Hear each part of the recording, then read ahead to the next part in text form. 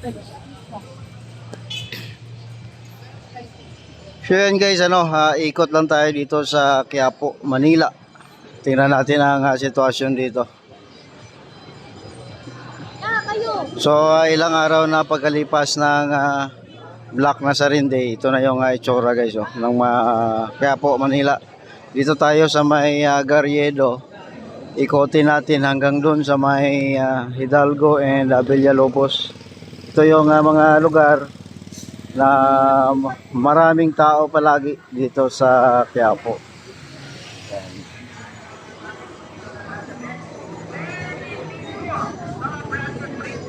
So ngayong araw ay Miyerkules. So actually ang pinakamaraming tao dito Biyernes, Sabado, Linggo. Ang Biyernes kasi yung Quiapo Day. At Sabado, Linggo naman dahil holiday.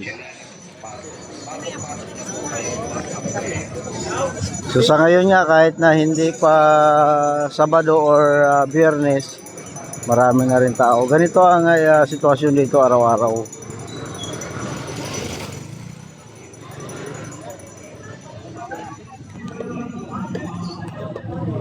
So narinig ko parang ongoing ang misa at maraming deboto ang nasa loob ng simbahan.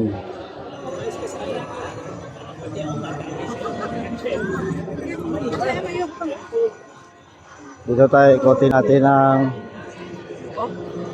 sa harapan na bahagi ng simbahan.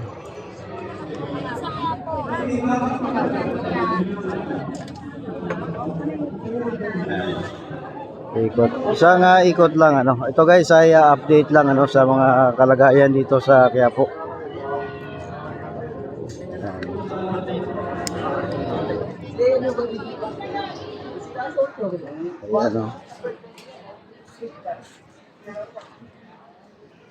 Noong fiesta ng Black Nazarene, talagang hindi madaanan ang lugar na ito. Grabe. Ito na yung Plaza Miranda. Dito yan sa harapan ng Quiapo Church. Pero nung Black Nazarene Day, grabe itong lugar na ito. Halos hindi mahulugan ng karayom sa sobrang dami ng tao. So ngayon pakunti-kunti. Ito na yung pinaka-normal day niya siyempre So ikutin natin hanggang doon sa Villalobos.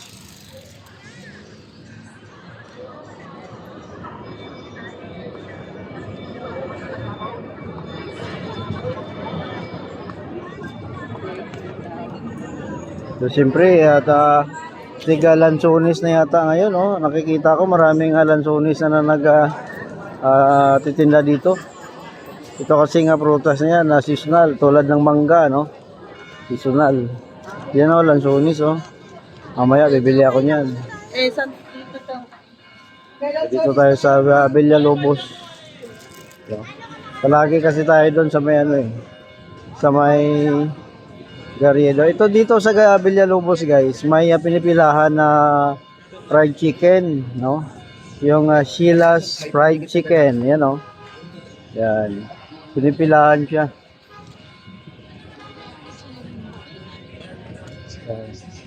Yan daming pumipila dito, Sheila's whole fried chicken.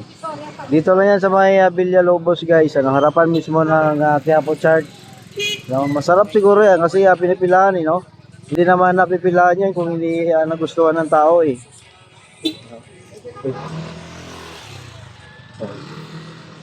So nagustuhan ng tao kaya yun binabalik-balikan. Siyempre marami ring RTW dito at saka yung mais yan mamaya bibili ako niyan, mais.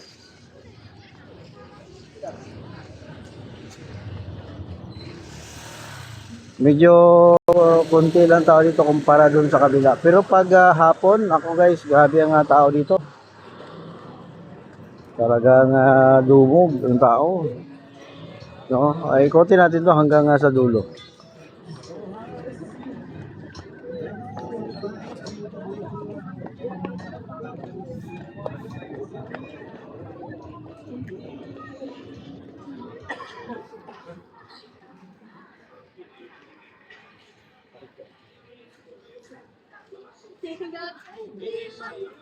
So, ang tagos nito, ang pinakadulo ay Quinta Market na.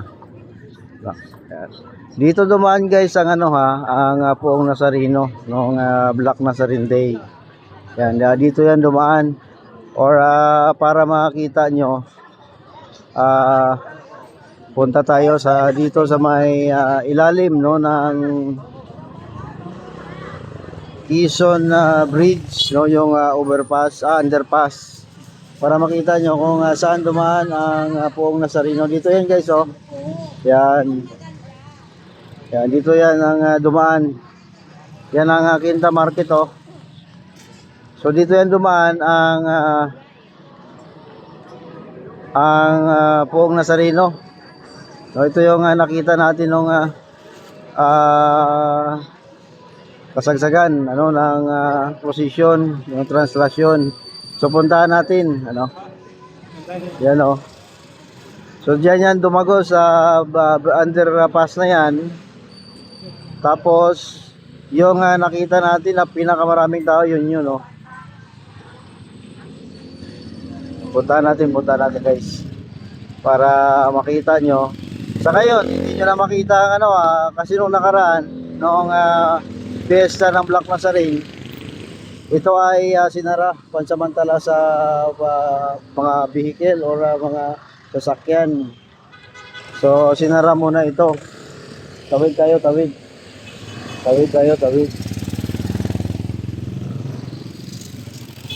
Ayun.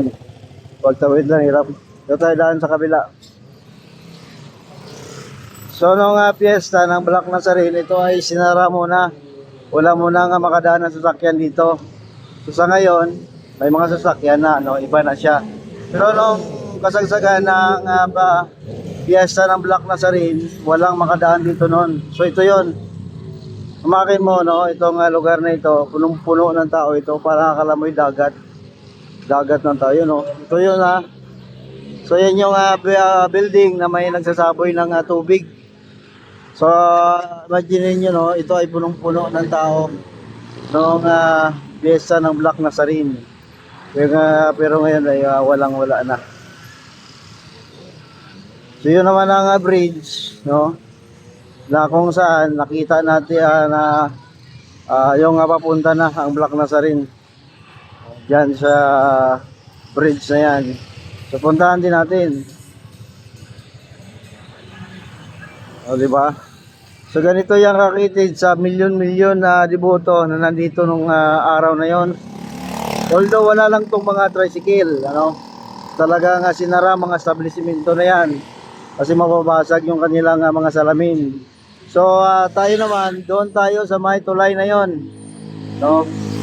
Yan, no, nakita nyo nga bridge, doon tayo nakatayo, na tayo ay may dala lang na stick, no? May stick ako na 1.5 meters para makita natin yung top view. O yan, di ba? So dito dumaan ang Black Nazarene guys, ano.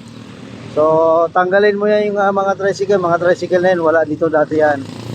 Yan, sarado lahat ng establishmento na yan. Yan. So ganito ang dinaanan ng Black Nazarene. Doon tayo sa taas nun guys, oh. Yan. O, di ba?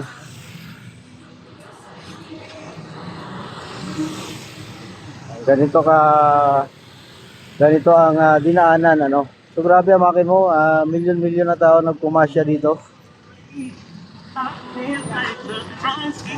O di ba? So nung nakita natin yung building na yun, may nagsasaboy pa ng tubig. Yan guys, ano ang ating update dito sa Quiapo at saka yung update sa dinaanan ng Black Nazarene noong araw ng fiesta, no? Salamat po. Mag-ingat po tayo guys.